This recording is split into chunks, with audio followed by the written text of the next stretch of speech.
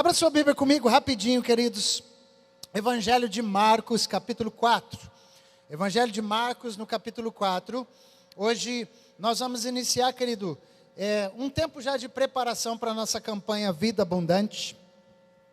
E nós vamos então trazer essa primeira palavra aqui para a igreja. Durante todo esse mês de junho, a gente vai estar conversando sobre isso, sobre essa intencionalidade de ganharmos almas para o Senhor, ok? E eu então te convido a você abrir lá, Marcos 4, 35 a 41, e tem uma história muito especial. Queridos, o ministério de Jesus, ele aconteceu, mais de 70% dele na região da Galileia, na região ali, próximo ao mar da Galileia, no interior do estado de Israel, do país, no interior do país. E é muito importante, quando a gente quando conheceu o mar da Galileia, navegou lá no mar da Galileia, foi muito especial, porque eu fiquei pensando neste texto aqui, e essa história quando eu estava lá. E é muito interessante que, segundo a história e os historiadores, mais de 70% dos milagres que Jesus fez foi nessa região, onde essa história aqui também se desenvolve, ali próximo do mar da Galileia. E é interessante que nós já ouvimos tantas histórias, Jesus acalmando a tempestade, Jesus multiplicando pão, e peixe, Jesus andando sobre as águas, e tantas histórias e tantos milagres, E você também provavelmente já ouviu falar da libertação do endemoniado gadareno, também aconteceu por ali naquelas imediações.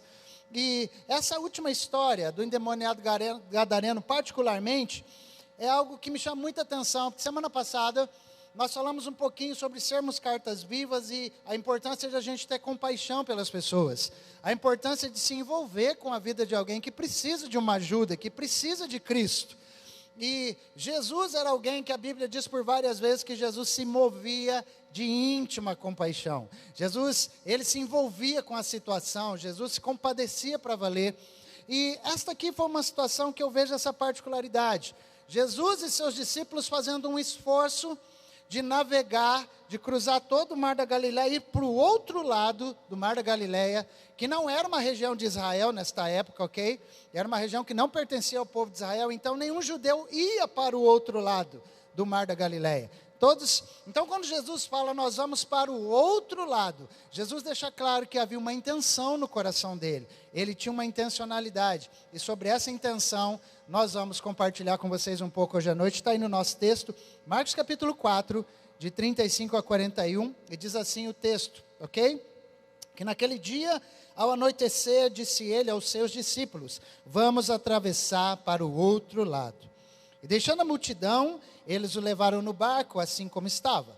Outros barcos também o acompanhavam.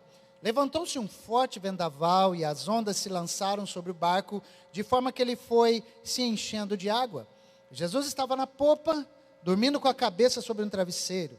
E os discípulos o acordaram e clamaram, mestre, não te importas que morramos? Então ele se levantou, repreendeu o vento e disse ao mar, aquiete-se, acalme-se. Então o vento se aquietou e fez-se completa a bonança. Então perguntou aos seus discípulos, por que vocês estão com tanto medo? Ainda não têm fé? E eles estavam apavorados e perguntavam uns aos outros, quem é este? Que até o vento e o mar lhe obedecem. Senhor, completa a tua palavra no meu coração, no coração da igreja hoje à noite.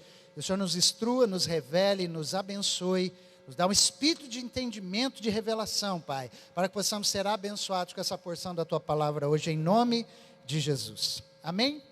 Queridos, algumas terças proféticas atrás, logo que a pastora Cibele pregou sobre a ansiedade e a paternidade de Deus, na mesma semana, na terça nós falamos sobre este texto aqui, você que não esteve aqui na terça profética, você perdeu, uma palavra exatamente sobre este texto, e a gente poderia fazer várias aplicações, mas eu quero me ater com vocês ao versículo 35, onde já começamos a ler, onde a palavra de Deus diz que o Senhor faz um convite para os discípulos, nós passemos para o outro lado, vamos para a outra margem do rio. E o que ficava, gente, na outra margem? O que Jesus queria lá do outro lado? O que ficava na outra margem, Então Jesus e os seus discípulos foram para uma cidade chamada Genezaré. Ela ficava exatamente do outro lado do Mar da Galileia, né? E, gente, você pensa assim que é tão distante, e não é. Imagina que o Rio Machado, na parte mais larga que você conhece dele, então do lado de cá, era onde Jesus estava em Israel, do outro lado do rio, já era um outro território, o território de Gadara, de Genezaré. E, então, Gadara, Genezaré, era como, Genezaré, como, vamos imaginar aqui, como se fosse o riozinho, é o distrito aqui que a qual administra, que cuida, e era exatamente essa situação. E ficava bem na beirinha do Mar da Galileia, mas esta região fazia parte de um complexo chamado Decápolis. Eram 10 cidades que existiam naquela localidade e que eram então governadas, administradas por uma administração que não era dos judeus, ok? Então era uma terra estrangeira já. E olha só, Jesus sai da sua terra e vai para um lugar que não era a terra dele, só por causa de uma pessoa. E é isso que eu quero te mostrar, porque Jesus tinha uma meta e um propósito de ir para o outro lado. Jesus não fez uma viagem por fazer. Jesus não fez algo por fazer. Nada o nosso Senhor Jesus faz por fazer. Ele sempre tem algo intencional na vida dele. Sempre num propósito Jesus tem. E Jesus tinha uma intenção: encontrar um homem. Diga, um homem. Uma pessoa. A Bíblia fala que Jesus cruza o Mar da Galileia e passa esse enredo todo que você viu aqui da tempestade, de água entrando, os discípulos ficaram apavorados, e aquela coisa toda, mas tudo isso por causa de uma pessoa. E é tão forte isso, gente, porque você conhece essa história, já é tão pregada e anunciada, não é verdade? Mas a Bíblia fala então que a tempestade se levanta, surpreende eles no meio da jornada, Jesus dormindo, descansando, os discípulos acordam, e Jesus repreende o vento, e às vezes a gente se atém muito a isso, que Jesus repreendeu o vento se acalmou, e o mar se aquietou, glória a Deus. Mas a palavra não é sobre tempestade, a palavra não é sobre ansiedade, a palavra é sobre algo que é sobre vidas, é sobre pessoas. É sobre uma vida abundante que Deus tinha para uma pessoa. E sabe, gente, Jesus chama então os discípulos, repreende os discípulos: por que vocês estão tão tímidos, gente? Por que vocês ainda não têm fé? Mas alguns teólogos, inclusive, sobre esse texto, eles afirmam que aquela tempestade, ela aconteceu não fruto só de um vento qualquer, ou de uma ação da intempérie da natureza, mas alguns teólogos defendem e afirmam que essa tempestade tinha uma origem espiritual, era uma retaliação maligna que sobreveio sobre os discípulos, porque, segundo alguns teólogos, eles sabiam que o Cristo estava indo na direção da libertação daquele homem, então se levanta. Então não foi uma tempestade comum, mas é interessante porque Jesus inclusive estava dormindo, mas foi uma tempestade sobrenatural, gente. Foi algo que apavorou os discípulos, era algo além do normal, e é tão além do normal que o texto fala que em outro evangelho, essa mesma história narrada, que a água entrava dentro do barco, gente. E Jesus não acordou, que coisa. Que o vento chacoalhava tudo, Jesus não acorda. E é interessante isso porque então, alguns afirmam assim, que essa tempestade era algo espiritual, uma retaliação maligna que veio sobre os discípulos para impedir que chegassem até Genezaré, até a cidade onde estava aquele homem endemoniado. E sabe, por que eles estavam tentando, os inimigos espirituais estavam tentando impedir? Porque Jesus queria chegar àquele lugar, porque Jesus tinha um propósito muito especial. Existia uma vida que precisava de abundância. Existia uma pessoa que não vivia uma vida abundante, e Jesus queria levar a vida abundante para ela. Olha como isso é lindo, gente. E o texto de Marcos capítulo 5, de 2 a 8, nos conta mais a respeito dessa pessoa, que Jesus estava intencionado em trazer vida para ela. Marcos 5, de 2 a 8, diz que quando Jesus desembarcou já naquele lugar, um homem com espírito imundo veio dos sepulcros ao seu encontro. E esse homem vivia nos sepulcros e ninguém conseguia prendê-lo, nem mesmo com correntes, pois muitas vezes ele havia sido acorrentado, pés e mãos, mas ele arrebentava as correntes e quebrava os ferros de seus pés. Ninguém era suficientemente forte para dominá-lo. E quando ele viu Jesus de longe, correu e prostrou-se diante de Jesus. E ele gritou em alta voz: que queres comigo, Jesus, Filho do Deus Altíssimo? Eu rogo-te que não me atormentes. Pois Jesus lhe tinha dito: saia deste homem, espírito imundo. Olha que história, gente. Que negócio. Você conhece alguém que morou no cemitério ou mora? Você conhece alguém, irmão, que mora no cemitério? É muito interessante isso. Você imaginou alguém morando no cemitério? Era o caso deste homem aqui. E sabe, é interessante que nesse texto, o homem nem nome a Bíblia apresenta. Ele não tem nome. São tantos heróis da Bíblia anônimos, na verdade. Um homem sem identidade, sem família, sem referências. Nós não sabemos. E além de tudo, possesso por demônios. Um homem terrivelmente endemoniado. Um homem com o capeta no corpo, literalmente, gente. E sabe, nós não sabemos quanto tempo ele estava nessa situação, mas a Bíblia diz, a gente leu que as pessoas evitavam ele. Que ele era um cara violento, que ele era um cara descontrolado, que era alguém que ele não respondia por si, era um cara complicado, uma ameaça aos olhos até da sociedade. Ele vivia então nos sepulcros, escondido, na escuridão, abandonado por todos. Eu fico imaginando o que esse homem comia. Fica imaginando o que, gente? Você pensa num cemitério igual que a gente tem aqui, é uma coisa. Agora você vai ver um cemitério lá em Israel, só tem pedra em volta, não tem mais nada. O que esse cara comia? Então já dá para você entender que provavelmente esse cara talvez, ele defraudava cadáveres, talvez ele comia carne humana mesmo, de gente morta, eu não sei. Mas a situação era terrível. Genezaré era um lugar, gente, que os judeus não gostavam. Os judeus ficavam para o lado de cá, e o povo estrangeiro, Genezaré, Gadara, Decápolis, ficava para o outro lado. Eles não se misturavam. O povo, gente, daquele lugar, e é por isso que lá naquela região se criava porcos. Porque o povo de Israel, você sabe que o judeu, ele não tem, já algo desde o Velho Testamento, ele não come carne de porco, aquela coisa toda, tem algo cultural e bíblico para eles, etc., né, da tradição judaica. Mas, então aquela região, por que o judeu jamais ia para o lado de lá? Porque era uma região imunda para ele. De jeito nenhum, eu vou onde tem porco, onde tem não sei o que, ele não vai. Onde tem palmeirense, eles não iam, gente, você está entendendo, né? Estou brincando, né? Mas aquele povo era odiado e discriminado por quem estava do lado de cá. Dá para você entender isso? E Jesus era judeu. Jesus era judeu, gente. E Jesus não se importou com a cultura, não se importou com o que eles criavam, deixavam de criar. Jesus foi para o outro lado. Sabe, gente, então ali era um lugar, esse lugar onde Jesus vai, ele realiza algo maravilhoso. Jesus queria ir até lá para encontrar este homem. Eu creio que Jesus planejou encontrar esse homem. Você vai ver na história que era um plano realmente de Deus. Jesus queria libertar aquele homem, queria trazer vida abundante. Porque João capítulo 10, verso 10, Jesus diz, eu vim, o diabo veio para matar, roubar e destruir. E essa era a vida daquele homem. Mas Jesus diz, eu vim para que vocês tenham vida e vida em abundância. E Jesus então vai ao outro lado levar a vida abundante. Pessoas com as quais, gente, ninguém se importa, o nosso Jesus se importa. Louvado seja Deus por isso. Querido, talvez ninguém se importava com a sua vida, com o seu quadro de alcoolismo, com o seu quadro de adultério, com o seu quadro talvez de vícios e daquela vida que você levava, mas Jesus se importou e alguém apresentou a Cristo para você. Alguém se importou com você. Sabe, Deus conhece o coração das pessoas e Deus se importa com elas. Ele sabe a tua história, Jesus sabe a tua dificuldade, Jesus conhece o teu coração e Jesus tem um plano para libertar você. Eu não sei a tua dor.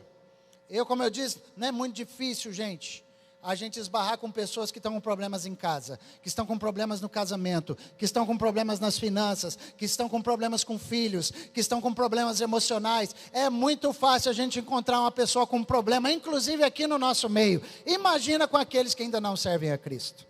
É muito fácil. Sabe, querido, mas eu sei que o Senhor já tem um plano para várias situações e muita gente vai ser alcançada em nome de Jesus. Não tem situação que Jesus não possa resolver. Você pode dizer um amém por isso? Então fica uma pergunta para nós diante dessa história. Como é que uma pessoa, um ser humano, pode ficar na situação que esse cara ficou? Como que alguém pode ficar terrivelmente endemoniado, morando num cemitério, comendo sei lá o quê, vivendo lá abandonado, sozinho? E às vezes a gente questiona, mas é muito simples, gente. A casa espiritual deste homem estava vazia. A casa espiritual dele estava vazia, e se a casa espiritual de alguém está vazia, diz a palavra, que o inimigo invade. Sabe, irmãos, às vezes a gente questiona, por que aquela pessoa é tão ruim? Por que aquela pessoa faz isso e isso? Por que aquela pessoa, por que aquela mãe trata os filhos daquele jeito? Por que aquele homem, rapaz, ele insiste em ser aquele cão de carroceria terrível? Por que aquele cara é tão ignorante? Por que aquele cara não para de beber? Por que aquele outro?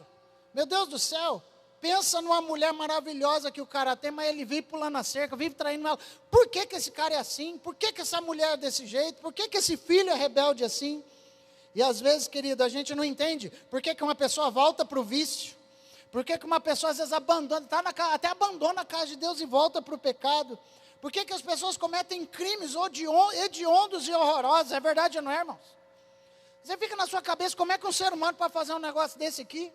Como é que pode atentar contra a vida de outro dessa forma? Como é que pode abusar de criança desse jeito? A gente fica pensando, por que tem gente desse jeito? E é muito simples, é porque a casa está vazia.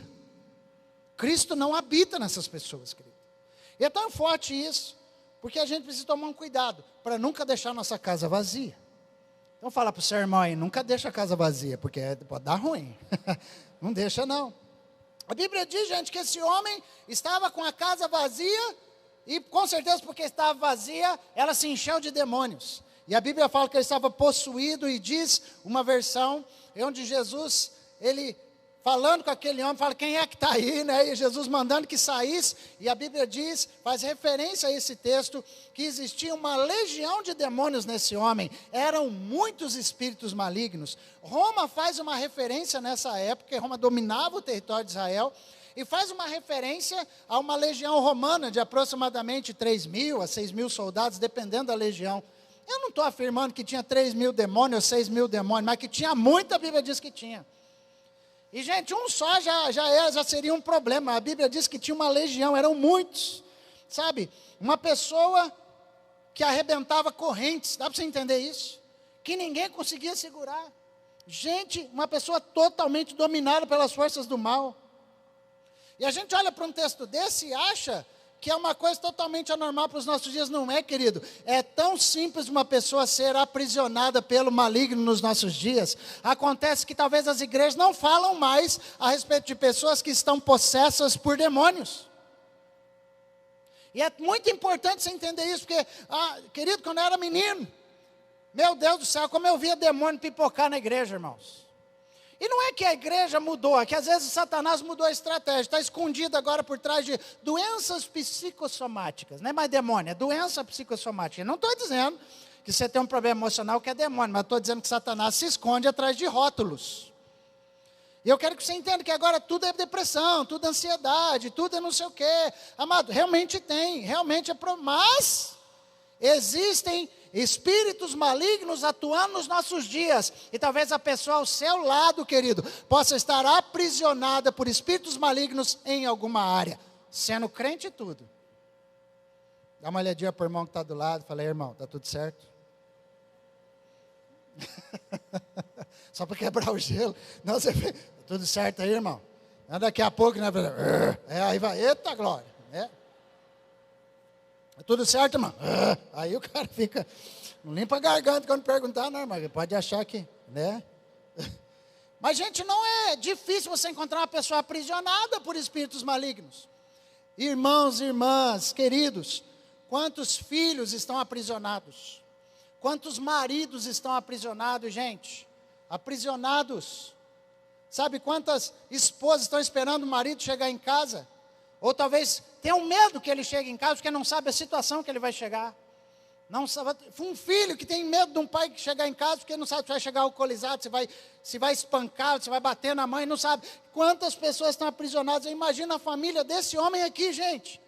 Será que a família desse homem sofreu? Será que eu não sei, a Bíblia não sei se ele era casado, se ele tinha filhos ou não. A Bíblia não fala se era fala que era um homem, não sei se era jovem, não sei se era de meia idade, não sei, mas pensa nisso, gente, os filhos de um cara desse, a esposa, e existem tantas pessoas assim à nossa volta, pessoas que precisam de Jesus, e pessoas, preste atenção, que não têm às vezes a menor ideia de como podem fazer para se libertar da prisão que o maligno está trazendo para elas. pessoas que não têm a menor ideia do que fazer e de como fazer. Essas pessoas estão precisando de mim e de você, irmãos. Elas estão precisando da igreja de Jesus. Irmão, a gente não pode fazer vista grossa para pessoas com dificuldade, pessoas que têm vícios, pessoas que estão desenganadas, sejam com doenças, sejam com diagnósticos emocionais ou não. A gente tem que entender, peraí, eu tenho Cristo Jesus na minha vida e Ele veio para que a gente tenha vida e vida com abundância. E a vida abundante tem que sair de mim para alguém nesses dias. Então, sabe, irmãos, existem pessoas assim à nossa volta, elas precisam da igreja. E Marcos capítulo 5, continuando, os versos de 11 a 14... diz algo sobre a libertação deste homem aqui. Olha o processo, que interessante. Diz que uma manada grande de porcos estava ali pastando numa colina próxima. E os demônios imploraram a Jesus: manda-nos para os porcos para que entremos neles. E ele lhes deu permissão. E os espíritos imundos saíram e entraram nos porcos. A manada de cerca de 2.000 porcos atirou-se precipício abaixo em direção ao mar e nele se afogou.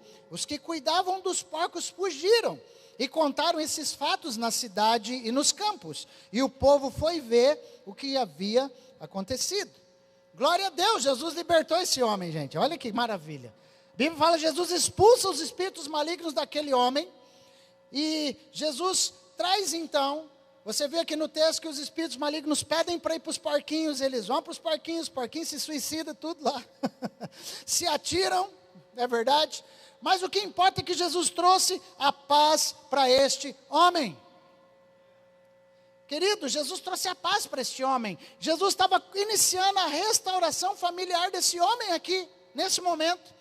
Jesus estava restaurando a dignidade dele, Jesus estava restaurando a identidade dele, Jesus estava abençoando a vida desse homem, sabe, Jesus estava causando um verdadeiro impacto naquele lugar, gente. Que coisa linda esse negócio aqui, puxa vida, imagina 2.000 porcos se lançando no mar, descontrolado, tudo endemoniado os porcos, e é interessante, gente, porque olha, Jesus não levou em consideração o impacto econômico que ia causar para o bolso de alguém, mas ele levou em consideração o impacto espiritual que ia gerar na vida de alguém. Isso é forte. Isso é forte, irmão. Quanto você acha que custa 2.000 porquinhos? Quanto você acha?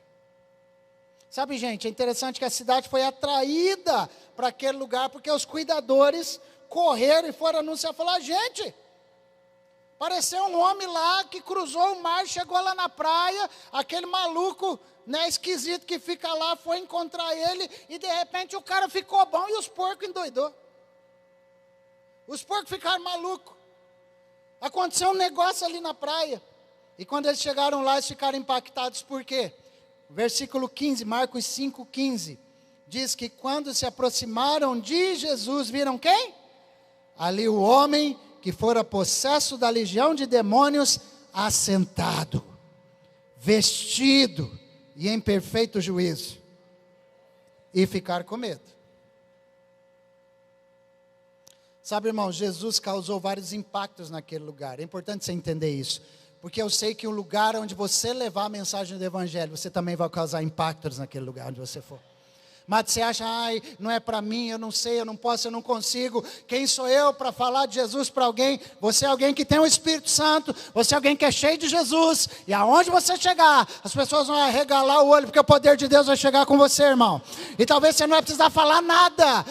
As pessoas só vão olhar admiradas. Uma oração que você faça, uma frase que você diga, já vai fazer tudo o que é preciso ser feito.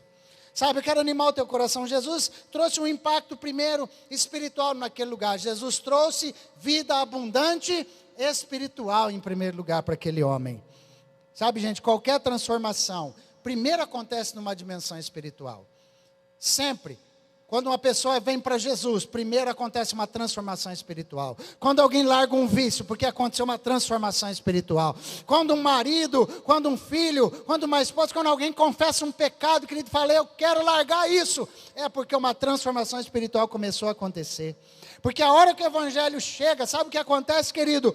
Ele despedaça as cadeias do mal. Quando o Evangelho chega, o mal vai embora. Você crê? Você pode dizer um amém? Quando Jesus chega naquela praia, ele manda o mal embora, diz a Escritura, anula a obra do maligno. E Jesus está aqui nesse lugar hoje à noite para causar um impacto na tua casa também, na tua família. Sabe, irmãos, e ele vai causar impacto espiritual em você hoje. Eu creio, você não vai sair daqui o mesmo, que o Senhor vai impactar teu coração, até o final desta palavra. Porque Jesus quer usar a tua vida para causar impacto também na vida de outras pessoas. Quem aqui quer ser instrumento de Jesus para a vida de alguém? Você quer ser? Sabe, irmãos, nós já temos Jesus. Quem aqui já tem Jesus? Quem aqui já tem Jesus? Irmãos, nós já temos Jesus, glória a Deus. Toda tentativa do mal contra a minha vida, contra a sua vida, contra a minha casa, contra a minha saúde, contra as minhas finanças, todo o plano do inimigo, diz a Bíblia, que já caiu por terra, porque toda arma forjada contra nós não prosperará. Não há condenação para aquele que está em Cristo Jesus. Eita, coisa boa, é uma bênção, glória a Deus. Você fica feliz com isso, irmão? Mas não se esqueça que Jesus tinha um propósito com a vida daquele que não tinha a mesma vida, com a vida daquele que não tinha a mesma recompensa, que não tinha o mesmo ânimo. Lá do outro lado do mar, o Senhor foi atrás de alguém, propositalmente. E hoje nós iniciamos também um propósito de oração, um propósito de jejum. Você não está fazendo oração, nós não vamos orar e jejuar só por nós. Nós vamos orar e jejuar para que o Senhor quebre cadeias na vida de pessoas. Nós vamos orar por conversão aqui todos os dias, queridos. Sabe, é importante você entender, nós já estamos aqui, mas nós já estamos melhor, já estamos bem na fita. Estamos ou não estamos, irmão? Não, fala sério, olha aí para esse irmão do seu lado, olha só, o brilho de Jesus está na vida dele, olha que coisa maravilhosa. Você já está bem, irmão, liberto, curado, abençoado, feliz, próspero, eita glória, é uma bênção. Com você está tudo certo, mas com as pessoas à tua volta não está, com os teus familiares não está, com os teus colegas não está, irmão. Falta vida abundante para eles, o Senhor vai nos usar para levar essa vida em nome de Jesus. Porque depois da espiritualidade abundante, Jesus não ficou só nisso. Jesus continua uma obra na vida daquele homem, porque Jesus também trouxe emoções abundantes para ele. Meu Deus do céu, que coisa linda, gente. Você já imaginou aquele homem, que trapo que ele era e o trapo que ele estava, emocionalmente falando? Imagina só uma coisa. Preste bem atenção aqui, querido. Você que está batendo um papinho durante a palavra, olha para o pastorzão. Isso. E vai sorrindo, né? Não vou fazer uma oração forte em você, daqui a pouco. Tá? A Bíblia fala que esse cara morava no cemitério sem família, sem esposa, sem filhos, sem abraço, sem reconhecimento, sem palavra sem afetividade nenhuma, irmãos. Não tinha ninguém dizendo eu te amo. Não tinha ninguém dizendo bom dia. Não tinha, todo mundo corria dele. E quando o maligno ocupa uma casa vazia, gente, ele quer ir fundo na destruição. E a destruição emocional é inevitável. A Bíblia diz, João 10,10, ele veio para matar, roubar e destruir. E sabe, irmãos, quando a sociedade da época olhou para aquele homem, ela não se importou nem um pouco. Eles foram até lá para ver o milagre que Jesus tinha feito. Meu Deus, aconteceu um negócio aqui, o porco morto para lá, o homem esquisito aqui, endemoniado, está ali, não dá nem para conhecer que é ele. E os caras preferiram dar mais crédito ao prejuízo que levaram a cidade inteira, do que ao homem que tinha sido transformado. Isso é tão sério. Tanta gente ouvindo, gente. Imagina, a Bíblia fala que aqueles homens pediram para Jesus se retirar, a gente já vai ler. Porque se ela sai daqui, pelo amor de Deus. Se você ficar aqui, imagina, você chegou só na praia, já fez tudo isso, se você andar mais um pouco aqui, vai ser um problema. Nós não queremos você aqui não, some daqui, você é judeu, você tinha que estar lá do outro lado. E sabe, irmãos, eles estavam dizendo uma coisa para Jesus. Ó, não estamos nem aí para aquele milagre que você fez. Estamos nem aí porque esse cara foi restaurado ou não. Isso aí é um lascado mesmo, é um perdido. Isso aí não vale nada. Isso aí não faz diferença nenhuma se morrer. Quantas vezes, irmãos, as pessoas talvez disseram, ou talvez você olhou para pessoas e falou assim, esse aqui não tem jeito. Você já ouviu assim, esse aqui não vale nada. Esse aqui, caso perdido, sabe? Quantas vezes a gente ouve essa voz da parte do inferno, que você não presta. Quantas pessoas talvez te rodeiam, que trabalham com você, que o diabo está buzinando na orelha dele 24 horas por dia, tira a sua vida, acaba com tudo, para com essa dor, você não vale nada, você não presta, ninguém gosta de você, ninguém te ama, ninguém se importava com o homem, gente, mas Jesus valorizou ele. Para aquelas pessoas, o cara não valia um porco. Para todas aquelas pessoas, aquele homem não valia um porco. Mas para Jesus ele valia tudo. Jesus se importou com aquele homem, Jesus valorizou ele. Enquanto a gente está aqui na igreja, amado, protegido por Deus, é importante que você saiba que Jesus te amou, Jesus te valorizou, Jesus veio ao teu encontro, Jesus foi atrás de você. Tantas pessoas aprisionadas por tantas coisas, irmãos, mas o Senhor te deu vida e vida com abundância, louvado seja Deus. Mas mesmo estando aqui, tantas prisões que acontecem dentro de casa, é verdade ou não é, queridos? Prisões que estão lá dentro da nossa casa, quando às vezes nós somos pisados, quando às vezes somos humilhados, dentro da nossa própria casa.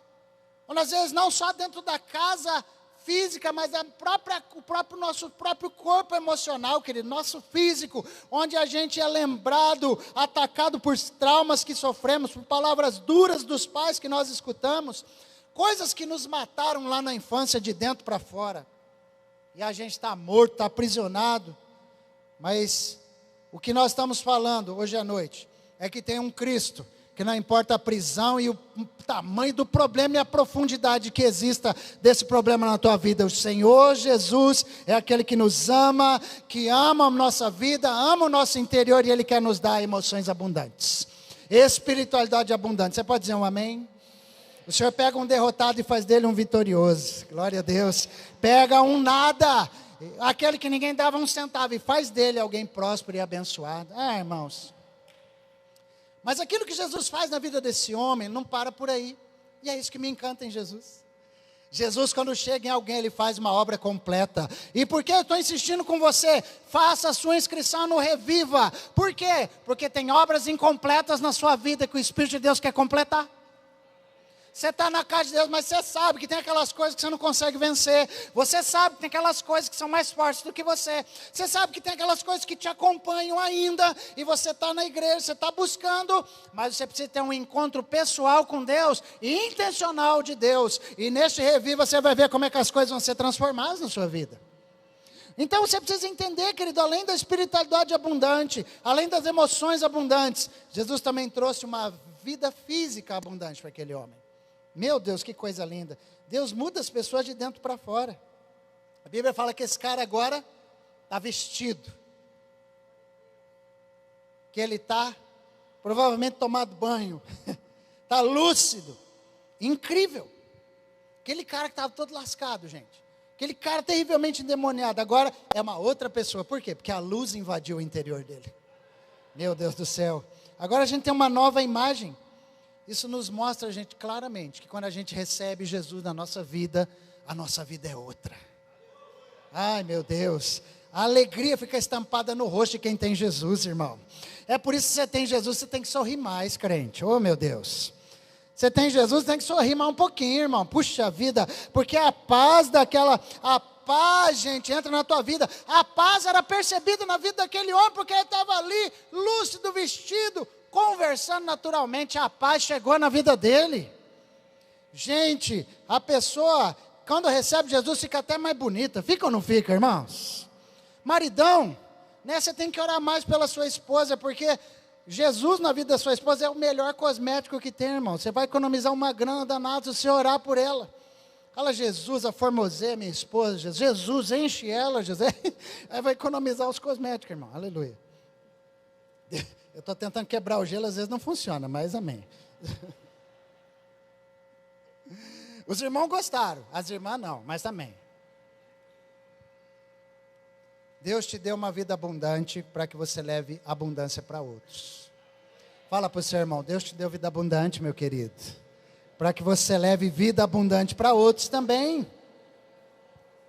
Você já parou para pensar no grande propósito que Deus tem para a tua vida? Já parou para pensar? Já passou pela sua cabeça que lá no seu trabalho, onde você está trabalhando hoje, Deus tem algo intencional com você lá? Você vai levar a vida abundante para alguém que trabalha com você, meu querido. Meu Deus do céu, como é que você pode impactar vidas lá? Deus impacta pessoas, gente, de uma forma tão gloriosa. E para quê? Para um propósito maior do que aquilo que elas estão vivendo.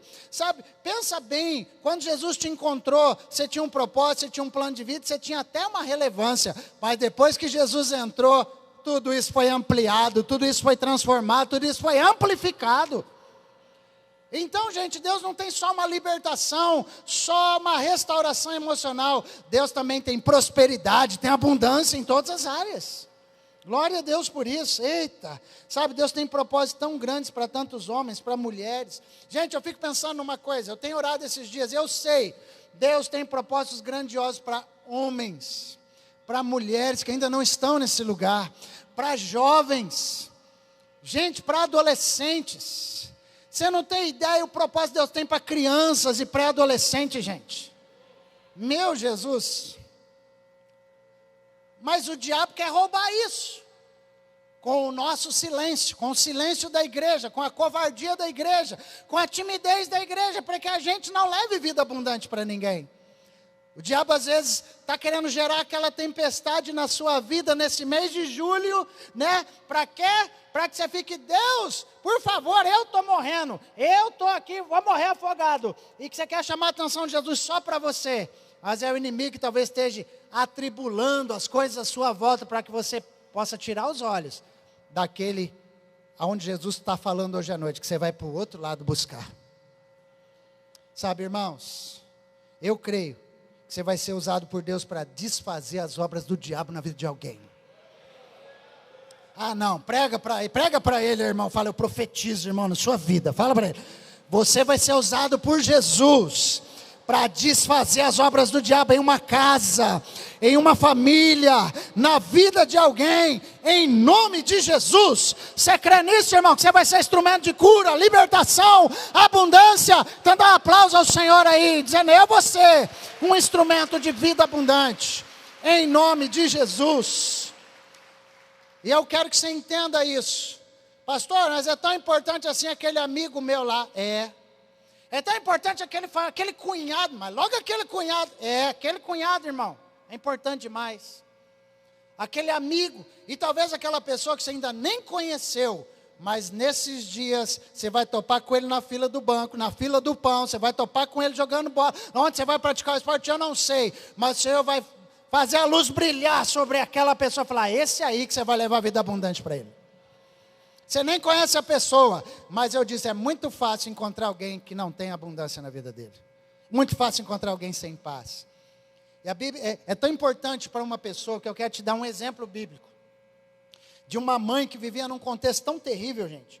Uma amargura de vida horrível. Ela e o marido, eles ficaram grávidos. É para ser uma bênção ou não? Ficaram grávidos, gente. Que maravilha, estavam esperando o bebê. Mas essa turma era um casal de escravos. Os seus avós, os seus pais eram escravos. Os seus pais foram escravos. Seus bisavós foram escravos. Era uma descendência tudo de escravo. Eles não tinham perspectiva nenhuma de mudança nem de sobrevivência. O casalzinho grávido. E esse casalzinho estava grávido de um cara chamado Moisés. Esse casal estava grávido do Moisés. Esse era os pais do Moisés. Um bebê que foi gerado no meio de morte e de violência. Um bebê que foi gerado. Gente, a neurociência afirma que até 2 anos antes de uma mãe dar à luz a uma criança, a criança absorve até 2 anos de vida emocional da mãe. Isso é a ciência está dizendo. Já imaginou tudo que Moisés já tinha dentro da barriga da mãe aqui, gente? E por causa da multiplicação do povo hebreu, diz a Bíblia que Faraó queria matar os meninos. E, gente, em Israel nessa época não tinha ultrassom. Você entendeu? Não tinha ultrassom. Então o pai e a mãe não sabiam. É menino ou é menina? E eu creio de todo meu coração que eles torcem. Meu Deus, vai ser uma menina. Vai ser uma menina. Porque se for um menino, eles vão querer matar o menino. E, gente, pensa numa situação. E aí nasce o Moisés, era um menino. E a Bíblia diz que eles escondem ele por 3 meses. Como é que você esconde um bebê por 3 meses, irmão? Fala para mim.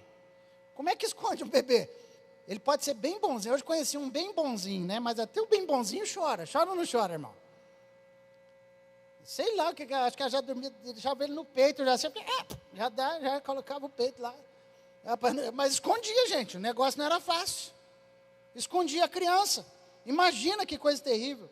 Não dá, e é interessante, gente, que a gente não tem tempo para falar sobre Moisés, mas as marcas na vida da gente começam cedo ou não começam? E é por isso que eu te falo que é fácil encontrar alguém marcado pelo mundo, pela carne, pelo diabo, pelo inimigo. sabe? A gente não tem tempo para discorrer isso. Mas aos olhos humanos, esse aqui era o lugar mais improvável para Moisés dar certo, gente. Naquele lugar. Mas você conhece a história do Moisés. E ao lado do faraó, onde Deus faz um milagre, era o lado mais provável dele dar certo também. Era ou não era? Mas Deus também não deixa ele lá do lado do faraó. Mas o que a gente pode dizer para resumir o Moisés, é que depois de muitas marcas, dores, problemas que Moisés teve, esse homem se tornou um simples pastor de cabras no deserto. Nasce numa situação assim, vence, vai morar no palácio, sai do palácio, vai para uma vida no deserto. E lá em Israel nós conhecemos as cabras montesas. Irmão, pensa, aquele monte de cabra no deserto assim. E elas são tudo gordinhas, não sei o que acontece lá, mas elas são tudo gordinhas, gente. Elas não são magrelinhas, não. Sabe aqueles porquinhos fitness, assim, que você fala, aqueles porquinhos fitness? Você fala, você não tem caipirinha que a gente fala? Tá lá as cabrinhas, e eu fico imaginando, a hora que eu vi aquelas bichinhas andando por cima das montanhas, falando, caramba, e o pastor Moisés, no meio daquilo ali? Que coisa esquisita, que coisa difícil. E sabe, gente, por que eu estou falando do Moisés? Para você entender uma coisa, que no Egito, onde Moisés vivia, alguém que criava ovelha, era um cara imundo, era considerado o pior dos piores. Igualzinho, onde esse homem morava, onde os criadores de porcos estavam, para os judeus era o pior dos piores. Mas olha só, gente, Deus pega um homem no pior dos piores e leva ele para ser o melhor dos melhores. Meu Deus do céu, sabe, eu fico olhando isso aqui, um homem que libertou 3 milhões de pessoas aproximadamente, um homem que triunfou sobre o maior império da época, que era o egípcio, e não foi pela ciência, pela sabedoria, pela posição, mas foi porque Deus estava com ele. Não vai ter ninguém que vai parar na tua frente, demônio que vai parar na tua frente, que vai impedir aquela alma de se converter ao Senhor, de entregar sua vida a Jesus. Não vai ter principado, potestade que vai parar teu jejum, tua oração e a tua intrepidez para você falar de Jesus para alguém. Sabe, gente, foi possível porque Jesus tocou, sabe, Moisés lá atrás daquelas cabrinhas lá. Foi possível um povo ser liberto porque Deus tocou um homem. Foi possível porque o poder de Deus estava com ele. Foi possível porque Deus impactou aquele homem. Deus usa as coisas loucas para confundir as sábias. Estou terminando já a palavra. Mas Deus usa aquele que ninguém dá nada. Deus usa aquele que é improvável. Você pode ser o menor da sua célula aos seus olhos. Você pode ser aquele que não sabe falar no meio desse auditório aos seus olhos. Mas é você mesmo que Jesus está de olho para que você leve vida abundante para alguém. É você mesmo. Sabe, gente? Jesus, a Bíblia diz que ele tinha acabado de descer do barco, liberta o homem, acontece tudo isso que a gente já falou, Jesus teve que entrar rapidinho no barco novamente e voltar para o outro lado. Por quê? Porque a população dali rejeitou Jesus. Olha lá, Marcos 5, 18 e 19, diz assim, os músicos já podem vir para cá, mas diz assim, ó, que entrando ele no barco, rogava-lhe o que for endemoniado, que o deixasse estar com ele. Agora o cara que tinha sido liberto, falar, Jesus, deixa eu ir, deixa eu estar com o Senhor.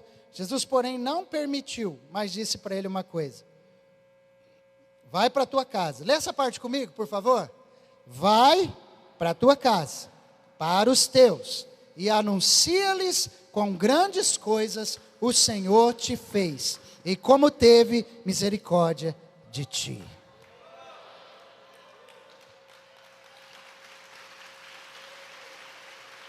Gente, o cara queria ir com Jesus, porque é bom ou não é bom estar perto de Jesus? Mas sabe o que Jesus falou? Não, você não vai comigo não. Sabe para onde você vai? Para casa. Você vai para os teus familiares, você vai para os teus vizinhos, você vai para essa cidade que te viu nessa situação, e você vai dizer, olha aqui o que Jesus fez na minha vida. Olha aqui, ó, eu estava morto e revivi, eu estava viciado e agora estou liberto, eu estava doente emocionalmente e fui curado e sarado pelo Cristo. Sabe, irmãos, Jesus mandou aquele homem voltar para casa. Imagine comigo a cena, aquele homem voltando para casa em perfeito juízo. É isso que Jesus faz, irmão, e é isso que a igreja precisa entender. Que coisa linda um marido voltar para casa dizendo, eu larguei a cachaça, larguei o vício, de hoje em diante, eu vou para a casa de Deus, eu vou servir a Deus, eu vou ser um pai melhor, eu vou ser um marido melhor, eu vou ser um funcionário melhor. Não tem preço. Não tem preço, irmãos, aquele cara voltando em perfeito juízo. Eu não sei se tinha esposa, filho, mas sei que ele voltou para casa. Jesus falou, volta para a tua casa. Ele tinha uma casa. Jesus está falando, volta para os seus. Gente, que coisa linda. Imagina a cena quando os familiares o viram. Fica assombrado, meu Deus, é ele? É o Zé? é o Zé mesmo. Eu não sei quantos anos esse cara ficou nessa situação. Mas eu creio, gente, que não demorou nada para perceberem que era ele e que ele estava diferente. Que era ele estava transformado, já não era mais o mesmo. Cristo tinha querido transformar a vida daquele homem. O Senhor Jesus mandou ele anunciar quão grandes coisas fez por ele. E eu creio que ele obedeceu. Eu creio que ele falou da misericórdia do Senhor. Eu creio que ele contou tudo que aconteceu. Olha, desceu um homem na praia. Ele contou toda a história. Eu fico imaginando a felicidade daquelas pessoas ao ver aquele homem dentro de casa.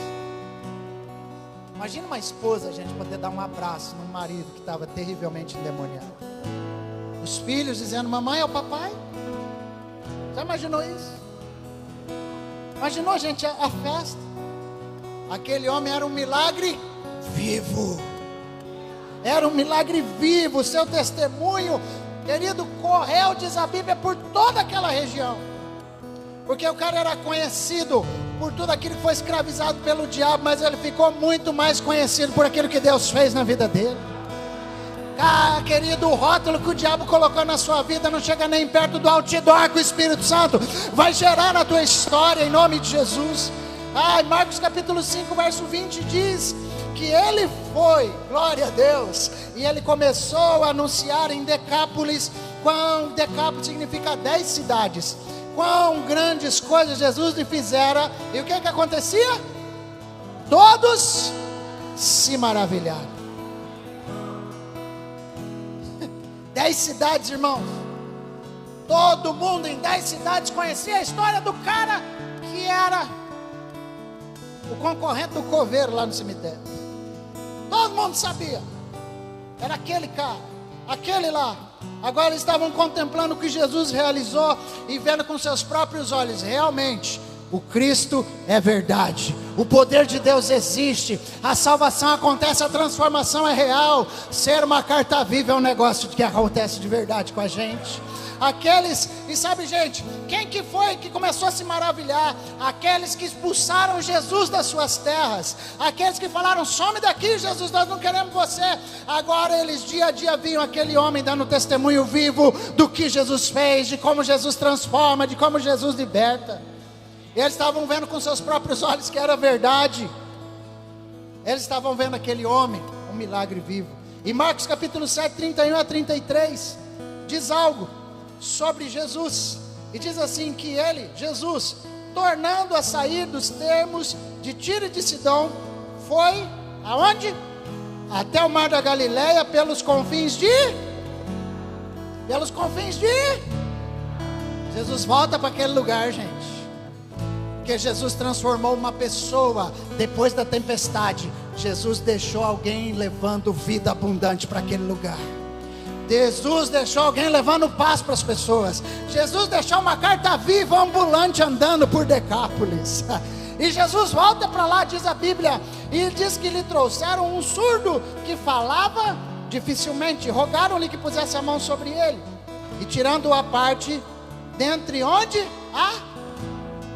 Dentre a multidão. Colocou os dedos nos ouvidos dele, cuspindo, tocou-lhe na língua, ok. O que eu quero chamar a atenção? Quando Jesus volta para Decápolis, quando Jesus vai a primeira vez, ninguém queria receber. Quando Jesus volta, tem uma multidão esperando Jesus. Meu Deus do céu. E você leu comigo, na primeira vez que Jesus chegou lá, mandaram ele embora. Ele não foi bem aceito. Mas agora Jesus está na mesma região. Só que dessa vez tem uma multidão acompanhando. E a multidão está trazendo um enfermo para que Jesus cure. A mesma multidão que não quis, o mesmo povo que rejeitou, estava trazendo agora alguém para que ele curasse. Quem sabe, gente, o ex-endemoniado gadareno estava por ali naquela multidão. Eu acredito que esse homem estava ali naquela multidão. A Bíblia não diz, mas creio que ele estava bem pertinho de Jesus. Ele estava ouvindo as palavras de Jesus, e agora a gente entende porque Jesus deixou aquele homem em Decápolis. Você está entendendo, gente? Você está entendendo já? Mais tarde, em Marcos 8, 1 e 9, acontece a segunda, Marcos 8, de 1 a 9, presta atenção, acontece a segunda multiplicação dos pães. Aonde que aconteceu a segunda multiplicação dos pães? Em Decápolis, onde milhares de pessoas comeram do pão. Milhares comeram do pão. Uma viagem para o outro lado do mar, um encontro com um homem cheio de demônios, uma libertação. Tudo isso fazia parte do plano de Jesus para a salvação de milhares de pessoas. Sabe, irmãos, talvez você não veja o tamanho do plano de Deus para a tua vida. Talvez você olhe para você e não tenha noção do quanto Deus pode te usar. Você não tem noção do quanto Deus pode fazer através de você. Talvez você se acha pequenininho, tímido, encolhido, e você está aí talvez ouvindo tudo isso aqui hoje à noite, e talvez não vai fazer muita diferença para você hoje, mas eu profetizo que o Espírito Santo vai dar um comichão nos teus ouvidos. Essa palavra não vai sair da tua cabeça, não vai sair do teu coração, e Jesus vai falar assim: eu vou usar você, eu quero usar você, eu posso usar você, e toda mentira do diabo sobre a sua vida vai cair por terra, de que você não é capaz, de que você não pode, de que você não sabe falar, de que você não conhece a Bíblia, porque você é uma carta viva, escrita pelo Espírito do Deus vivo. Glória a Deus. Entenda, Jesus não mediu esforço para resgatar uma vida. Jesus não mediu esforço para resgatar uma identidade, para libertar. Jesus não mediu esforço para libertar você. Jesus não mediu esforço para te dar uma nova identidade. Jesus não mediu esforços para libertar você de amarras que te prendiam. É verdade ou não é? Jesus não mediu esforço para curar a tua alma, para deixar você ter revelações de como ser um homem e uma mulher melhor. Jesus não mediu esforços para isso, para sarar a sua ferida na alma. E Jesus está aqui hoje para te trazer paz mais uma vez. Jesus está aqui hoje reafirmando algo para você: eu vim para que você tenha vida, e vida em abundância. Ei, crente, Cristo veio por causa de você, para que você tenha vida, e não qualquer vida, vida com abundância. E se você não tem vivido vida abundante, é porque Jesus tem uma obra transformadora para realizar na sua vida. Se não tem abundância nas tuas emoções, Jesus vai trazer abundância para elas. Se não tem abundância na sua profissão, Jesus vai trazer abundância profissional para você. Se não tem abundância de saúde no teu corpo, em nome de Jesus, o Deus que cura vai invadir o teu corpo, as tuas células, os teus músculos, os teus nervos, os teus ossos. Ele vai alinhar tudo para a glória de Deus. Assim eu creio. Quem recebe, diga amém aí. Mas sabe, querido, talvez o esforço que a gente tem que fazer é muito menor do que o esforço que Jesus fez. Jesus saiu, foi para o outro lado do mar, cansado, enfrentou tempestade, enfrentou rejeição. E talvez a única coisa que você precisa atravessar é a rua para ir falar para alguém. Nós vamos ter uma campanha muito especial, e eu quero fazer com você que é meu amigo, que é meu vizinho. Eu queria, vir aqui na tua casa, orar por uma necessidade que você tem. Eu quero abençoar a tua casa, e eu quero orar para que Deus traga abundância para a tua casa em todas as áreas. Você quer que Jesus traga abundância para a sua casa? Tem alguma coisa que não está legal aí? E Ele com certeza vai dizer: tem. Então fala: deixa Jesus entrar na sua casa. Você não vai levar a igreja, a religião, você vai levar o reino de Deus, e as coisas vão acontecer, irmãos. Quem crê, pode ser que hajam tempestades, ventos fortes que querem impedir a gente durante esse mês de julho, mas repreenda em nome de Jesus esses dias de jejum, tudo que é contrário, para a glória de Deus. Vai atrás de uma pessoa. Nós vamos começar em agosto, nós vamos nos preparar em julho para começarmos em agosto, e eu creio que o Senhor vai fazer uma maravilhosa obra em nome de Jesus. Pode ser que nesse mês, nesse tempo, Jesus vai levar você a um grande evangelista, e você não sabe. A pessoa que você vai orar e que você vai levar a vida abundante, pode ser que Deus faça dessa pessoa um grande pastor. Pode ser que Deus faça dessa pessoa um tremendo homem de fé, uma tremenda mulher de Deus.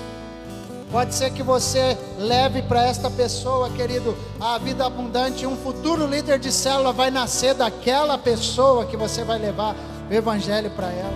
Quantos creem nisso que o Senhor pode fazer?